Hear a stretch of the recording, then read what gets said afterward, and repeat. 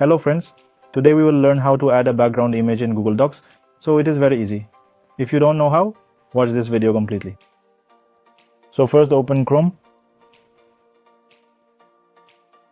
After Chrome is opened, click on the dot above and from here go to Google Docs. After it's open, click on the blank document. Here, write anything. See, this writing is done. After it's done, you can see at the top, it says insert, click on that. And here, click on the one that says watermark. After clicking on watermark, click on this image section and click in the browser. After that, select your image from here.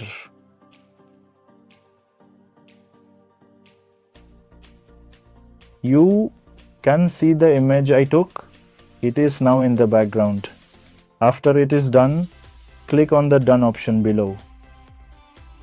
If you like the video, please like and subscribe.